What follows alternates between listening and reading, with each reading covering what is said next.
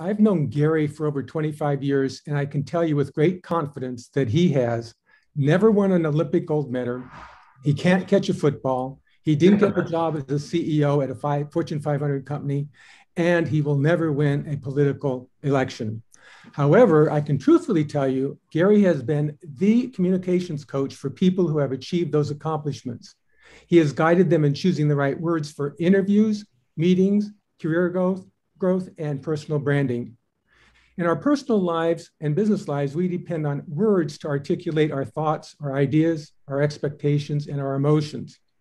How many times have you left a meeting or a conversation saying, or at least thinking, if I had only used the right words, I could have made my point more clear? Have you ever wondered why some executives get your attention immediately when they enter the room, while others put you to sleep, except for not at the Golden Gate Breakfast Club, of course? By the way, Gary can now add to his many accomplishments that he has presented 3 times at the Golden Gate Breakfast Club. To introduce our guest speaker formally, here is the one, the only Miss Patricia Fripp. Go ahead, Patricia. Gary, your love affair with words began early in your life. When was that? Actually, Patricia, I put an early twist on the word nerd. In elementary school, I used to carry a dictionary around with me and referred to consistently as a nerd because every time I heard a new word, I went to the dictionary and looked it up. And I think I was one of few who ever did anything like that. And I was just fascinated by the words the teachers would use, and especially if I hadn't heard that word. And I was called on it a number of times. A number of teachers said, what are you doing? What book are you looking at? And I said, I'm looking up the word you just used.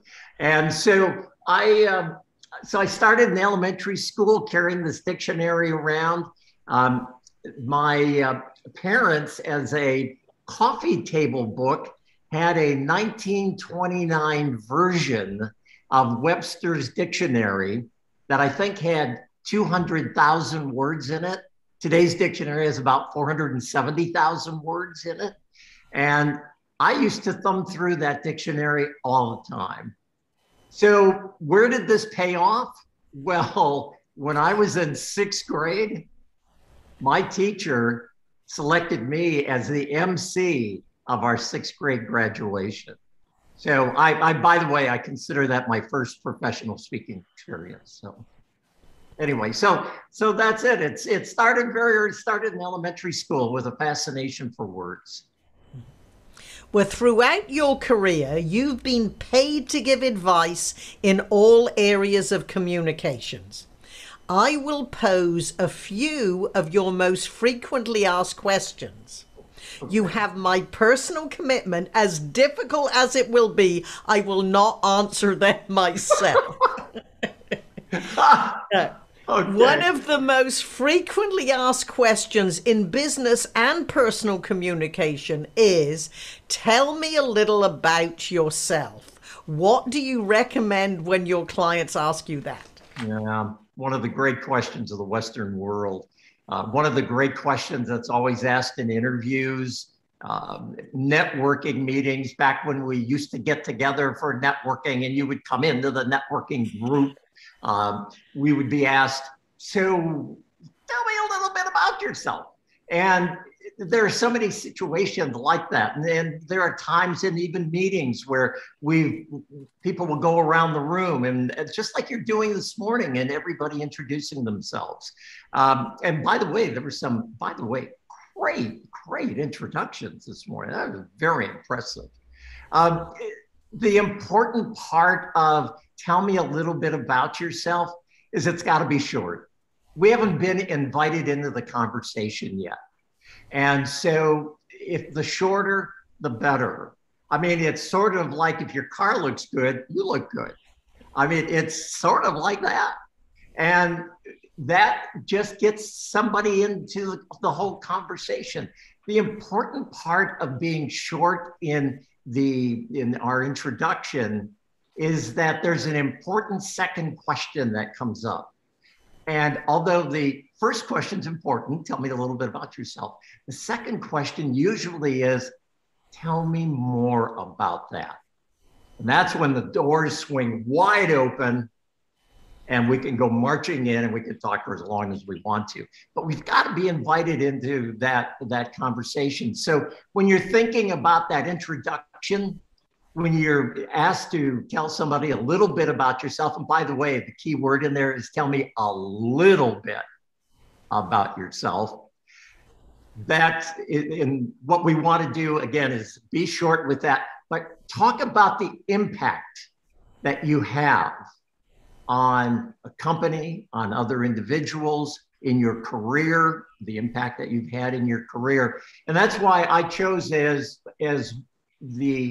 my answer to that is when people are searching for the right word, I help them find the right word. And that will always start the next question, which is, wow, that's sort of a problem I'm having. Tell me more about that. And that's where I get invited into the conversation. So yes, the first question, tell me a little bit about yourself, is really, really important, but it's that second question that we want to get to.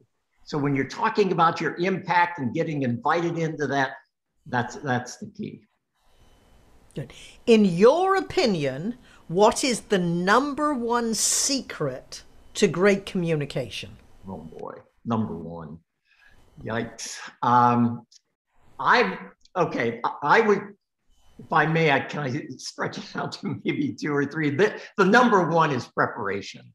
And you talk a lot about this in preparing for presentations. If you're not prepared, things can go wrong. And by being prepared, I'm talking about knowing your subject really well. And remember back in the day when we were walking down hallways and we would be stopped by a CEO, COO, and they'd say, so how's that project going? Let me get back to you on that. That's not what they're wanting to hear. They're wanting to hear that we're prepared. And so if you say something like, we're a month into the project, everybody is exceeding their goals, we can talk about this later. That's what they want to hear. And so preparation, and then when you're done with that, a little bit more preparation. And I have a story about that. So the story is, in high school, I was trying out for basketball for the varsity team. And I wasn't very good, but I was trying out anyway. And so I got called over by the coach to the sideline. And when you got called over, and they never ask you any question with your first name. It's always by your last name. So it's always Purece, get over here. So I went over there, and I think I knew what the coach was going to say. And I said, does this mean I'm off the team? And he said, well, yeah, you are off the team. But I have already talked to the sponsor of the student radio station, and we think you would be a really good broadcaster for our games. And so I've already set up the meeting. You go up there and you talk to him. And Patricia, through his preparation of knowing exactly what he was going to do when he was going to kick me off the team, or no, he was just having me resign from the team. When he was going to do that, he knew that if he had prepared himself, I would be able to follow through on that. And that began a 16-year-long career in broadcasting for me. And so that's a great leadership lesson for all of us. Yes, yeah, absolutely. And there's one other story that goes along with preparation. Yesterday, I just wrapped up 40 hours of work with a CEO who is doing work when he has to do his quarterly earnings report. And he spends 40 hours before that report is ever delivered, knowing all the nuances of the business, what's going on in the business, what they need to look for. When he's looking around the corner, what's the competition going to do to us? And he spends 40 hours doing that. Now, do I recommend 40 hours of prep for everything? Maybe not, but boy, it sure taught me a lesson too. And so, you know, the old line about sticks and stones will break my bones, my words will never have. That's not true. Yeah, words are going to hurt us. We've got to be prepared for that. Another of your frequently asked questions, and I'm personally interested in knowing what you say about this because I get it as well. My boss tells me I need to develop executive presence when I'm presenting to senior executives. Yeah. What on earth is executive presence? And I would add, and how do we know it when we don't see it? Yeah. Okay, let me tackle the last half of that first. It is the person who you don't even talk about when they leave the room because they've just not made an impact on you at all. And they are the person who lacks any sort of charisma. They lack clarity in their presentation. So that's when you know it. That's when there is no executive presence. What is executive presence? I get asked this almost on a daily basis. I need to have executive presence. Explain that. By the time I get around to that part of the conversation, it generally revolves around communication. And it revolves around being clear, concise, and precise in that communication. So the executive who is communicating with a vision. In fact, boy, vision and journey to that journey to that vision is so critically important. And I'm reminded of the Martin Luther King journey. I've been to the top of the mountain. I've seen what this can look like. When I hear those words, I get chills because that's somebody taking me on a storytelling journey. So executive presence is great storytelling that has a vision in it and a journey.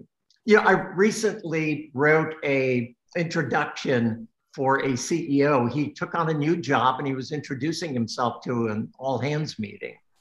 And he said, you know, I've got 45 minutes to introduce myself and I'm going to take all 45 minutes and I'm going to show them 30 slides. And I said, are you bringing pillows along? Because they're going to go to sleep on you. And so what we did, and the short part of the story is that we wrote a 1.5, 2-minute long introduction. And the presentation was about his journey to get there, the journey that he and his followers, his employees were going to go on, and the impact that they were going to have on humankind. He delivered it in 2 minutes with only one slide behind him, and that was the logo of the company. And he got everybody to stand up and give him a standing ovation. And he did it in 2 minutes. So executive presence, vision, journey, storytelling, listening. Oh, very critical part. Very important part of communication is listening, because then you know how to respond. And then how to convey those ideas clearly. You know who else really demonstrated executive presence very, very recently was the CEO of Delta Airlines. He wrote an email, and it was an apology to all of the travelers who had been on Delta and been held up by Delta in the airport. In 740 words in his email, he used the word you 50 times. I think it was 47 or 50 times out of the 740 words. That's executive presence. He was concerned about the end user. He took them on that journey, told stories of how they were going to get better for your travel, how he wants to impact you and your experience with Delta. Boy, that said a lot to me. And I wish I would have been there to help him write that. That's one of those wish I would have been there stories. Yeah. So executive presence, when I get around to that part of the conversation, generally it's about communication and how are they reacting to that communication, and then what are they saying about me when I'm outside the room. Right. All right. Next question. I want to speak up at meetings, but I'm concerned about being too aggressive. How do I pose my questions that I'm not aggressive? Patricia. Now, this is your frequently asked question. I'm not posing it as me. Okay. Yes, and we're talking we're talking about more assertive language than aggressive language. And I do have a hint for everybody I'm working with about how to start using assertive language, and because they've been using aggressive language, and I define aggressive language not by representing you and talking about the questions you ask, but it's more about somebody leaning across the table and grabbing me by the collar and saying, come on, you know I'm good, don't you? Again, being aggressive like that.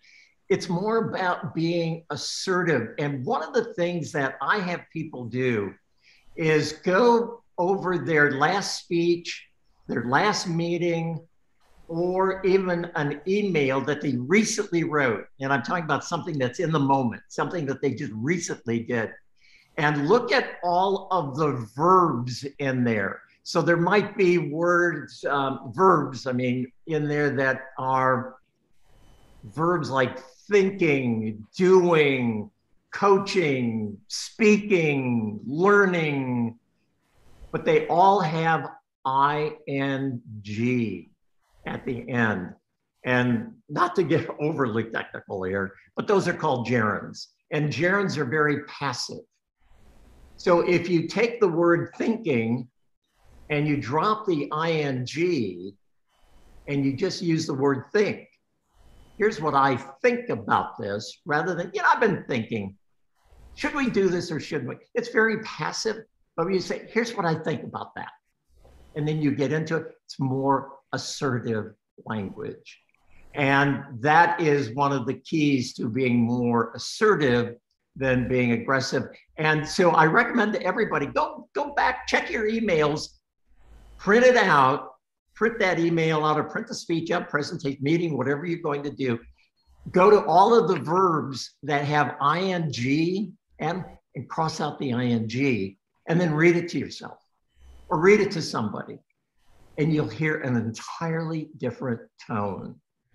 And so assertive is just being more positive, more precise in your language, being concise in your language as well, but certainly being more positive around, you're not saying, well, gosh, this is what I think, here's what I'm thinking, here's what I've been wanting to do, you know what I'm guessing about? Here, I'm really hoping we do this. That is very passive. Just take the ing off, and now you've got assertive language. It's a great tool, and it will get you to start thinking about how do I take that ing off of there. So there's just sort of a rule of thumb, and that's one of the things we work on to get more assertive in our language. Yeah. A friend of mine is consistently passed over for leadership roles. They are told they need to sound like a leader. What are they referring to? This is where Tim Durkin can really come in and help us on this as well.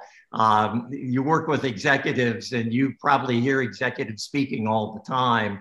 And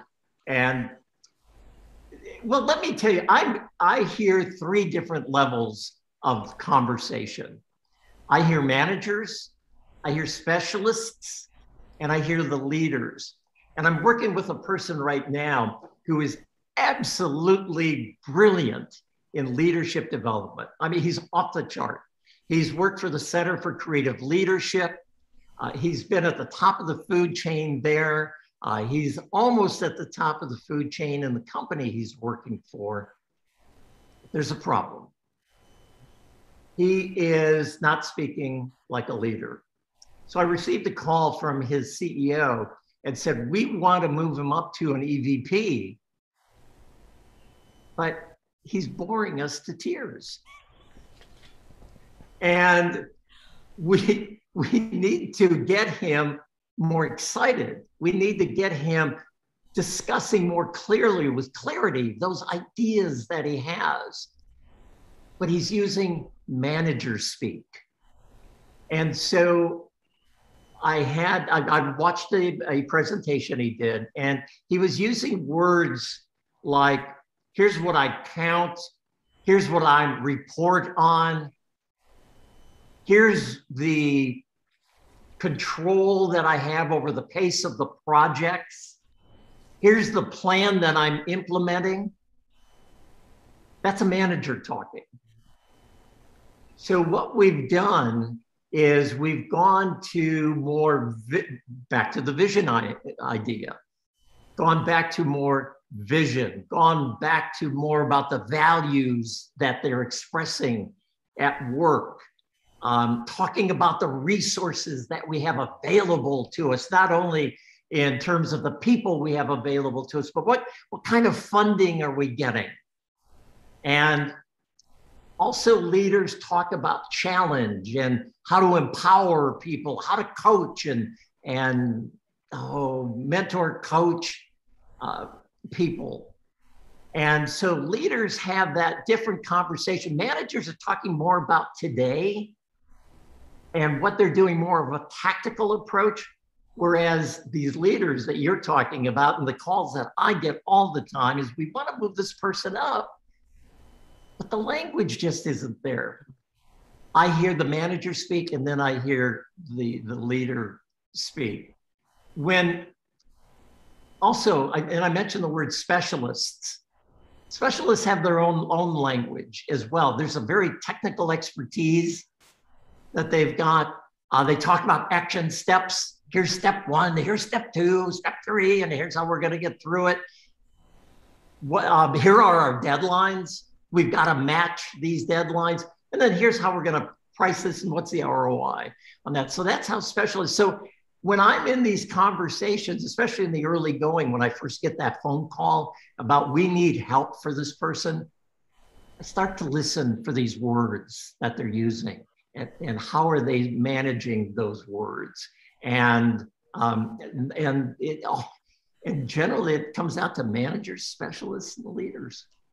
So there you go. So if you get more leadership talk, if you want to be that leader in the organization, ratcheting up that conversation to that leadership talk about vision, availability of resources, mentoring, coaching, being a strong communicator, that's the leader in the organization. And watch CEOs talk. Watch those great CEOs talk, and you'll see what I mean. I believe what you're telling us, Gary, is that we have to speak and act for the position we want, not the one we have, which leads me to the next question you frequently hear. I am going crazy and I'm going to slap my coworker if you can't help me solve the problem. He uses, you know, like and stuff in every sentence. How can I help him improve? What recommendations can I make? You know, kind of, well, it's sort of yeah. We hear that. We hear that a lot. This person that I'm talking about, who they want to move up to EVP, we listened to a presentation he did, and in 15 minutes he used, 20 times. And the person next to me lost the message because you know why? What they were doing? They were counting the number of times he used, And he was referring to the slides that were coming up on the screen. And he said, you'll see. Well, of course we'll see. but he was using words like "you'll see," and then he used, well, this is kind of like when this is like where we're at right now. And I understand wanting to slap them because you keep hearing these. And so you lose the essence of the message because you're hearing these words, these filler words so frequently. What I have him doing is reading aloud The Boy Who Cried Wolf. So I sent this to him, I emailed him, The Boy Who Cried Wolf, and he's got to mark this up. And he's got to mark it up with, and here's your favorite thing, pauses. When you pause. So there was a boy, pause, who climbed to the top of a mountain, pause. So what we do is we elongate those pauses because I know when they get into the presentation, the meeting, the interview, whatever they're going to be doing, those pauses are going to be a lot shorter. But we elongate the pauses. And if you do use, kinda, sorta, because you don't have to fill the air. And I learned this in my radio broadcasting career. You don't have to fill the air every second of the time. It just isn't necessary. And I learned it from you in terms of presentation style. I can be on one side of the platform, deliver point number one, and move to the center of the platform, do point number two. Move to the other side of the platform and do point number three. You can pause. But when you pause, you will definitely reduce the number of filler words that you're starting to use.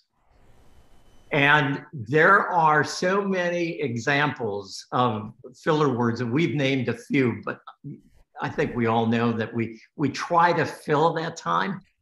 When you get to the end of a sentence, stop. Just stop. That's all there is to it. You don't have to go. And then I said, what do you think about that?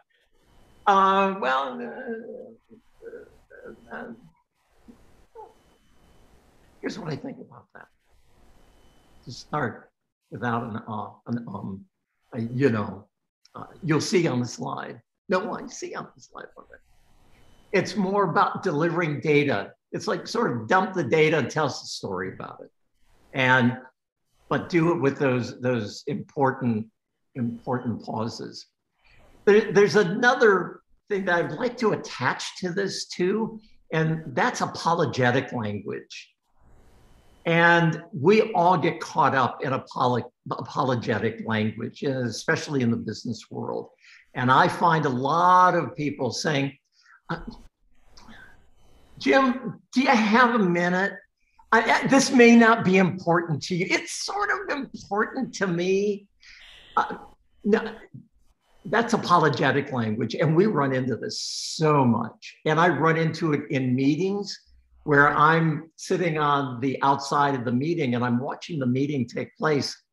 And I'll hear somebody, and I used to get some of my female executives say, well, this is a female thing. I'm sorry, it cuts across male and female here, where we talk about a situation at the meeting where you want to interject yourself and say, well, yeah, gosh, I say this, do you have a minute?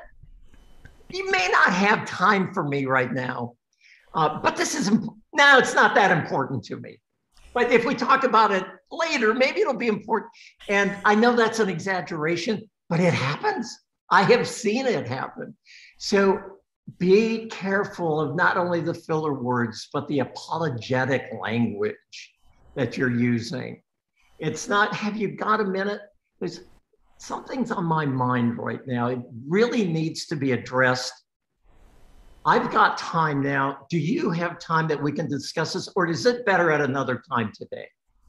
Be assertive, not aggressive. Be assertive in what you're doing. And there's also one other thing that I want to, so it's the filler words, it's the apologetic language, and it's those god-awful crutch phrases, and these get to me too. And I what would be one? Oh, can I be honest? Just for a second, can I be honest? Really, you haven't been honest up to this point? Or what's another one? To be perfectly clear about this, you weren't clear about all the other things that we've been talking about?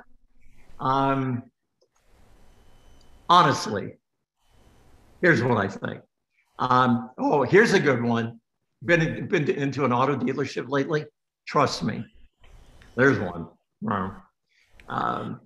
Oh, okay, and I'll end at this one.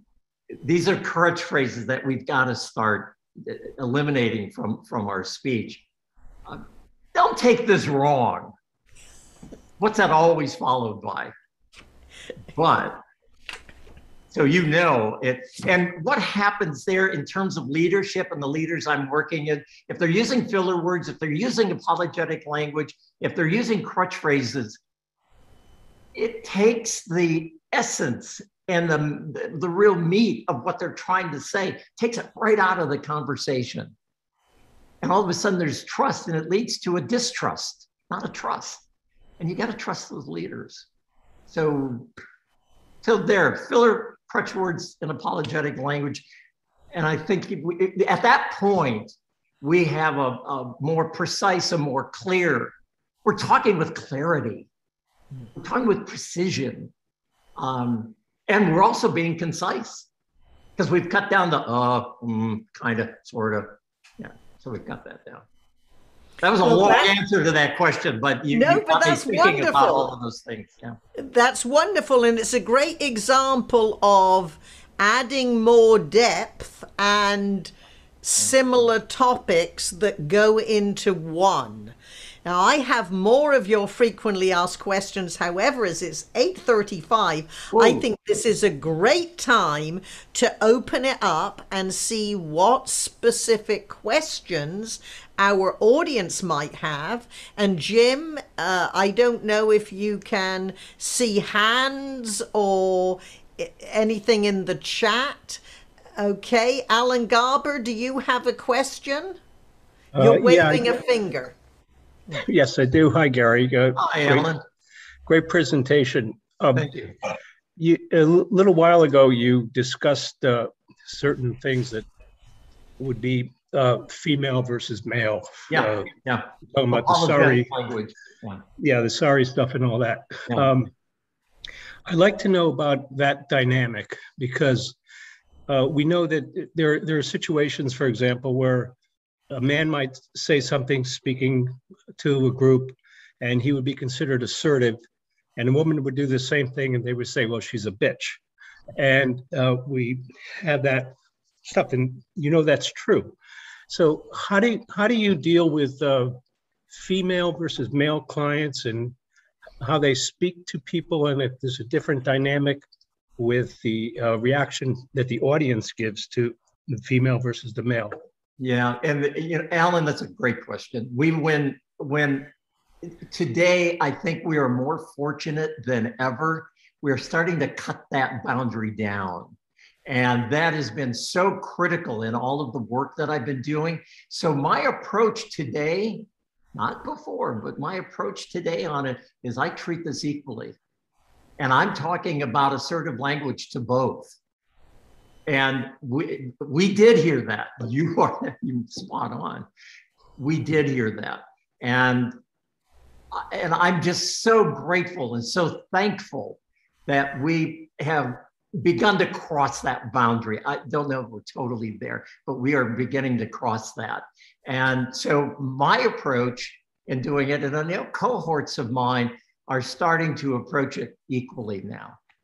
So, but you identified a huge problem.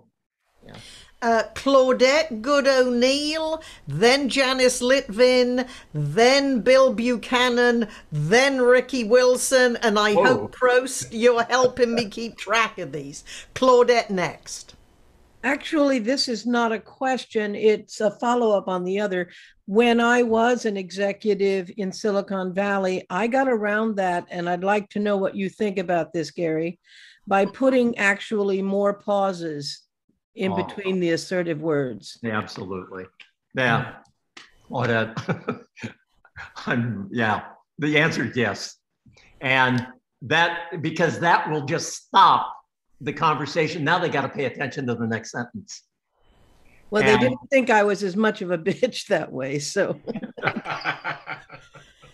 Yeah, no, yes, the pauses are so beneficial in so many different ways, and that's one of them, because it just draws attention to that important, what's she going to say next? It must be very important. She stopped to think about it. So stop, think, pause. Yeah, you'll draw their attention. And Fripp talks about this a lot in how to do these great presentations. And when you do stop and you get people starting to lean in and like, what's that next sentence gonna be? Yeah, that's where you want to be. Yeah, and the principle is when there is a pause, there is not nothing. It gives you time to breathe and think what comes next. And just as Gary says, it gives the audience time to think, that made sense. And hanging on your next word. Janice, you have the next question, then Bill. Hey, Janice, thanks for that picture. When was that taken? That was when you critiqued me at NSA Academy. I think it was December of 2016. Wow. We both look younger. Thank you for doing that. I thought it'd be a fun. I was so excited to see your name on the calendar. And yes, I'm very much leaning in today.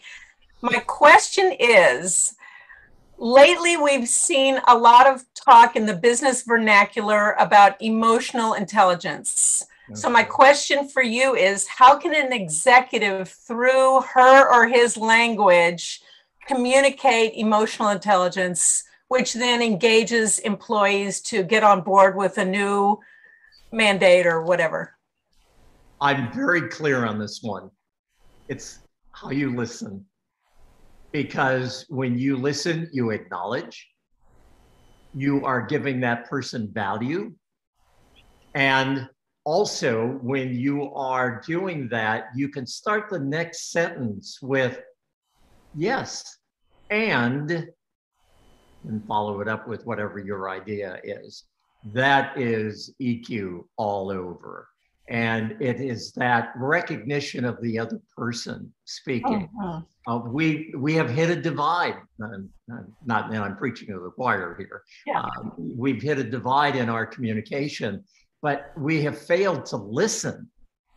And when we fail to listen, that's when we're already thinking of the next answer that we want to give or the next point we want to make without listening to what their point of view is. It may be a brilliant idea. I'm working with a CEO now who unfortunately, Janice, fills the entire room with himself.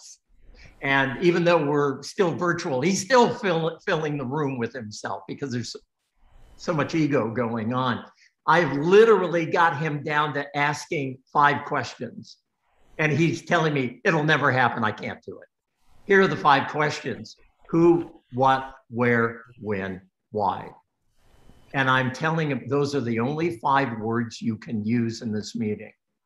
And I have a visual about him holding on to his laptop, just grabbing that laptop, saying, I can only say these words. I can't say anything else. Yeah, and he's doing it. I get to sit in on their meetings, and somebody has got a point of view, and his next question will be, why would we be doing it that way? How can we work on that better? Let's take another look at it. What does this look like to you? And he's doing it, but that's EQ, listening. So you're telling me they're not only listening, but they're asking good questions. Asking great questions. Yeah. Who, what, where, when, why.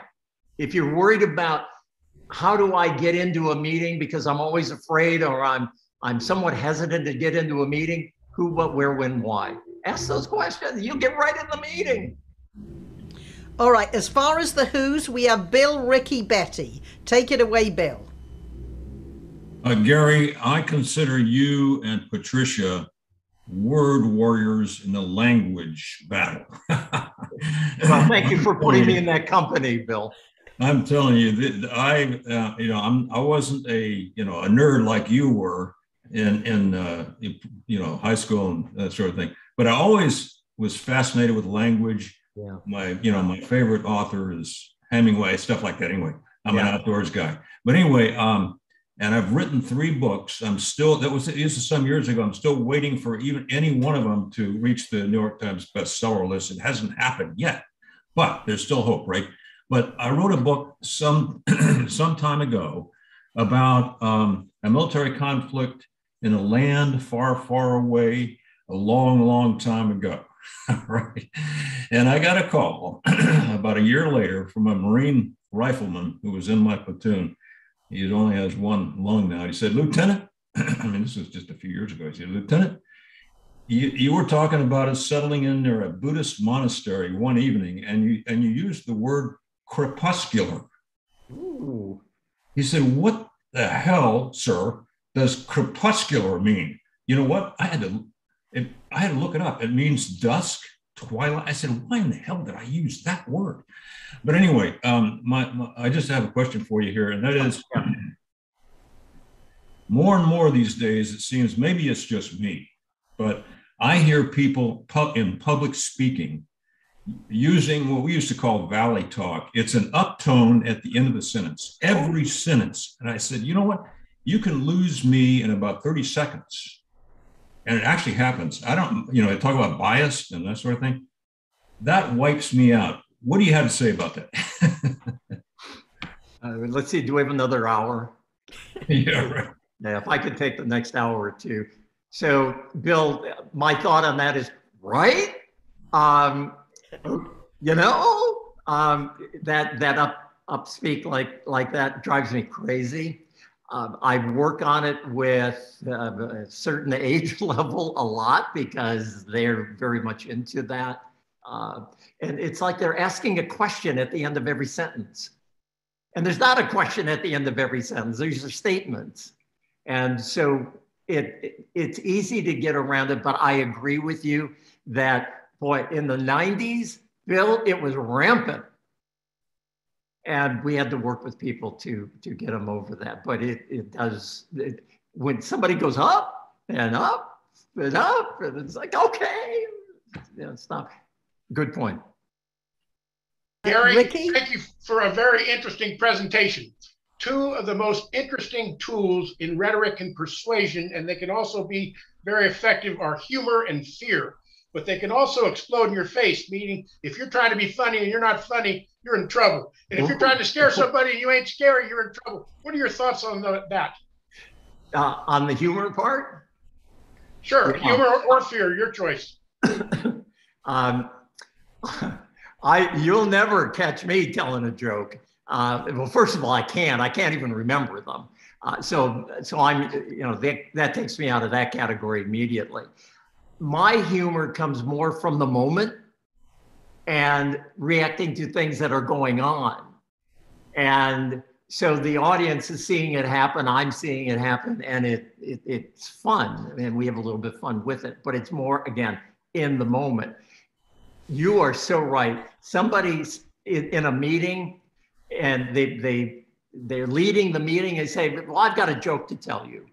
And it falls flat because nobody else, somebody might find it offensive, somebody doesn't find it funny, whatever. And all of a sudden, not only have you been discredited, but the meeting goes down the drain. And why do that? Just start off, react to what's going on in the moment. And if there's something cute, something funny, something that's happened, some slip that has occurred, address it in the moment. But prepared, it's terrible. And, we're not stand-ups. And I admire stand-ups. They can do that. They can walk up on stage and begin to get you laughing just by them walking up there. How does that happen? Because the audience is prepped to do it because we bought the ticket and we expect them to be funny. They have so much charisma before they walk up. In that case, you have to make sure that you exceed the audience's expectations. All the well-known speakers on the call will agree, I know, sometimes it's easier when you walk into an audience that has never heard of you and they're pleasantly surprised, compared to, oh, he's the best speaker, she's the best speaker you will ever have heard, and you cannot live up to the billing. So, anyway, Betty has been very patient. Do you want to comment before you hear Betty's question? Yeah, Betty, hang on just a sec. Rick, your other question about fear. Yeah. It is manipulative, and I hate it. And I will never use it. Thank you. So the short answer is a person's got to know their limitations. That's a man of words. Great for you, Ricky. All right, Betty. Thank you. Gary, your presentation is and has been excellent and continues to do so. I love your enthusiasm and your exuberance. And what you do is you just put yourself into it. Your smile and the way you articulate, I just love it. So your energy is fabulous. I have 3 quick comments or thoughts. One of them is the word but. You know, but negates everything you've just said. Sometimes when I'm doing an email, the word but, I can't think of another word to use. Sometimes it's appropriate. Is that a correct question? And do you have any other words to use where you're changing from here to here, but would negate everything? I generally start with however. Perfect. Thank you. Next word, the word try. I've always been of the philosophy that you don't try. You either do it or you don't do it. And do you concur with that? And how do you kind of make it not so harsh? It's one of those words that I talked about earlier, where I was talking about getting rid of I want, I guess, I hope, I think. It's getting to the action that you are taking, that you are intent, that you're going to take this direction. And it's not that you're going to try it. I will work on this. I will have this to you this afternoon. Okay. Right. Again, it's more assertive, not aggressive. That's not aggressive language. That's assertive. Okay, then also I agree. I'm not a joke teller, don't remember them. And I never in my presentations would try to tell a joke. It just is not me. Yeah. But I have one last question, and I may be speaking about grammar because I know a grammarian very closely. And how do you handle it when somebody you're speaking with says, me and George are going to go to the movies? Do you, and that is so now colloquial, or whatever the word is, it's disgusting for most of us personally. How do you handle that, or do you ever comment on that? Well, Betty, it depends on the situation. If you're close enough to them, of course, it would be okay. I am very aware when I hear language being used that way, and it's a turnoff to hear language used badly, especially coming from where I mean, it's a lifelong thing for me. And so I'm very aware of it. I don't usually correct people, but in my work with executives, when we're working on words to use, I will steer them away from that. And I will have them start choosing good grammar. Okay. Yeah. Thank you very much. Excellent. Betty, always good to see you. Yeah. And as I tell my clients, you will not improve what you're not aware of. And that means we have to record our conversations or listen. And many of the interviews I do with people, I have them transcribed. And even I am appalled sometimes what came out of my mouth as well as my clients. It's a matter of we always need to be vigilant. Do we have any more questions? I'm going through the gallery. Jim Prost.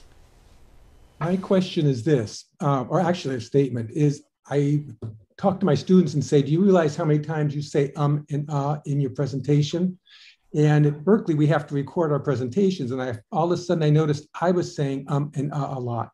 Do you have any suggestions when you learn that horrible thing about the whole experience? You go, sorry, Freb, about thing. But when you say that and you see that, do you have any recommendations for how we can eliminate the ums and the empty words, Freb?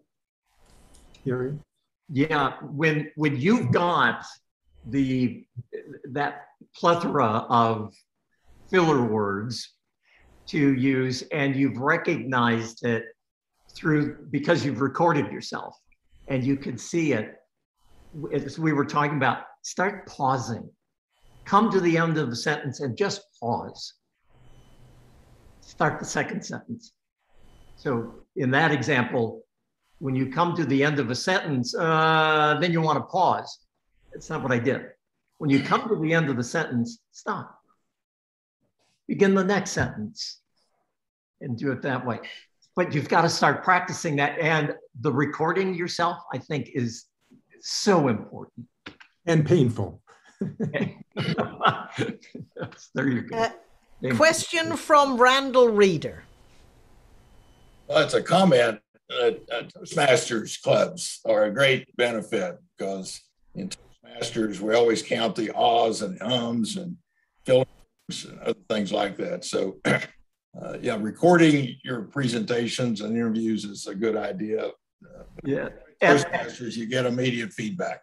At Toastmasters, do they still, every time that they hear an or an ah, or, do they still drop the coin in a tin can? They used to do that at Toastmasters, and it was so startling.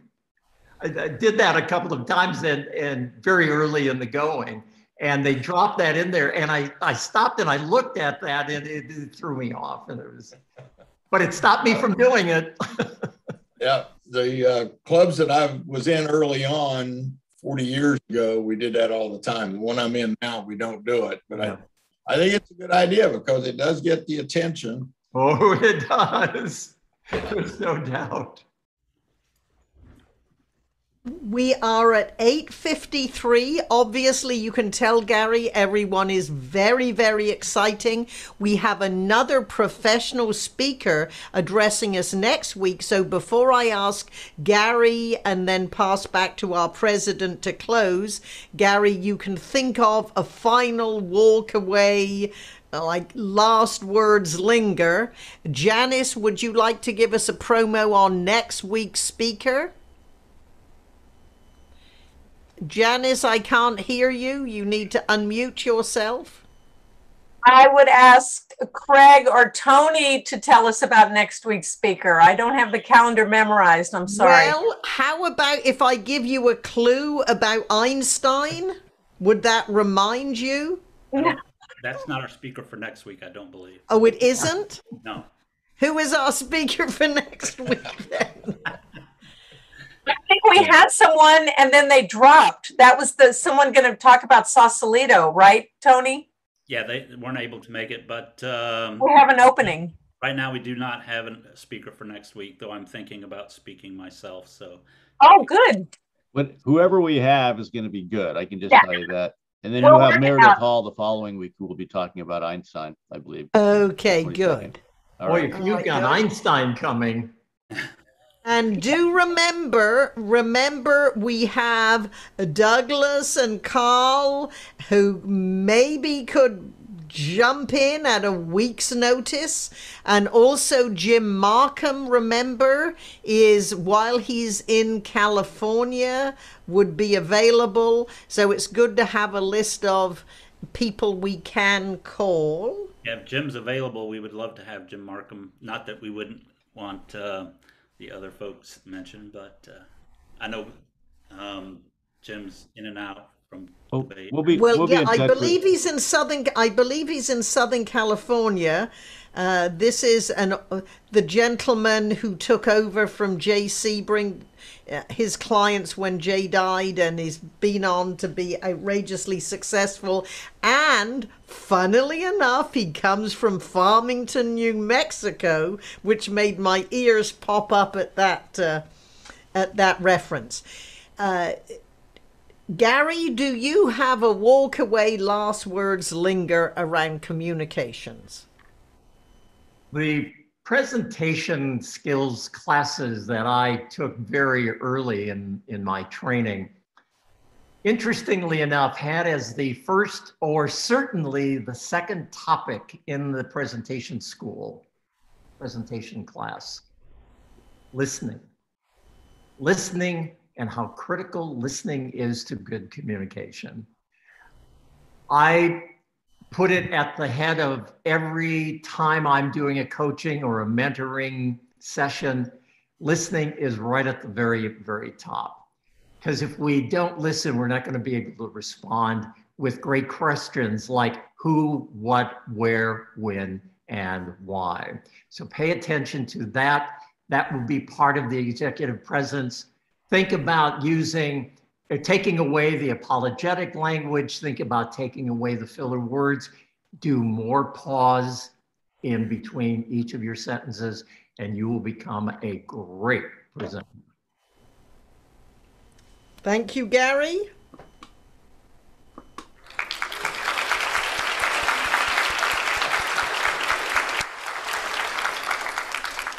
Mr. President, back to you.